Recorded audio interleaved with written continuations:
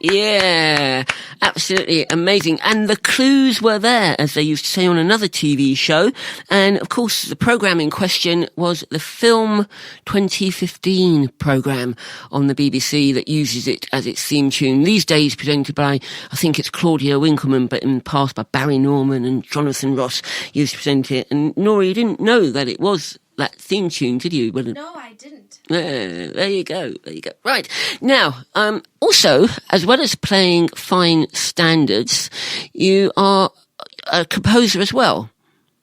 Yes. Tell us a little bit about that aspect to you. Where, for example, where do you find the inspiration to write your music? How do you get inspired?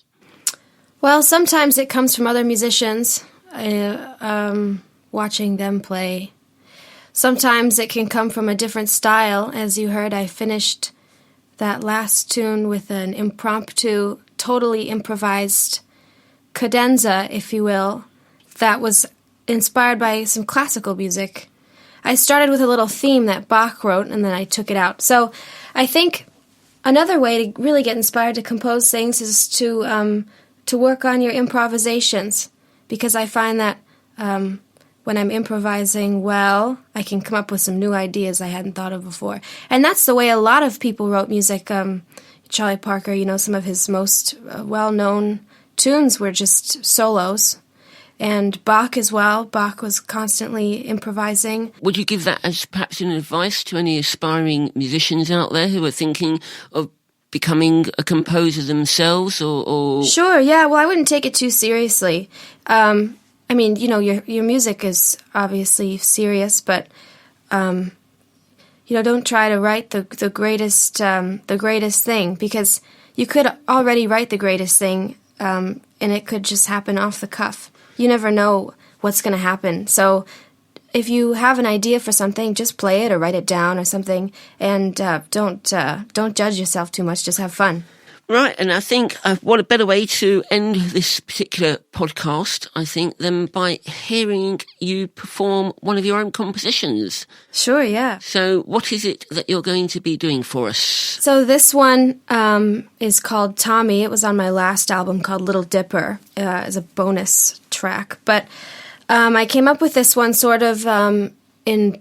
a combination of both of the ways I just described. I got really inspired to write a tune for Tommy because he's a good friend of mine. Tommy? Emmanuel. Oh, wow. Yeah. And one of the first times I heard him, he played this incredible opening piece, and it was really fiery and kind of this Americana sort of fiddle vibe, and I really liked it. So I wrote a piece for him, and it kind of came out of being inspired by Tommy. But then also... it came out of improvising, too, because a lot of it is improvised on the recording, and also every time I play it live, a lot of it is improvised, 'cause it's just a fiddle tune. So I kind of treat it like a jazz tune. You play the melody, and then whatever happens, happens. And I gather he quite liked it. Yeah, he did tell me. He said he did like it, and he's always been very... supportive. He's a very... very kind, very generous, and encouraging person. Cool. So let's close this particular podcast then with Nora Germain and her number Tommy.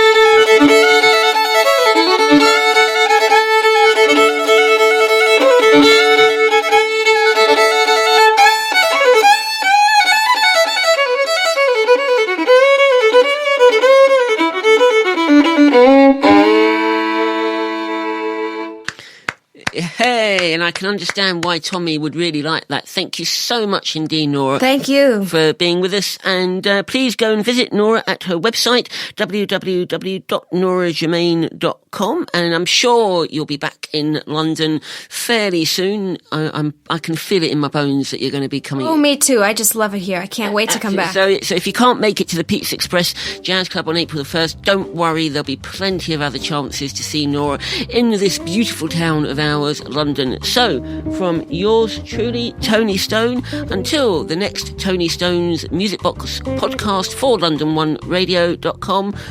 Bye for now. Bye-bye. This is London 1 Radio. London. The voice of Italians and Londoners. Music, interviews and much more. London1Radio@gmail.com. You're listening to London 1 Radio. Stay tuned. Can I get a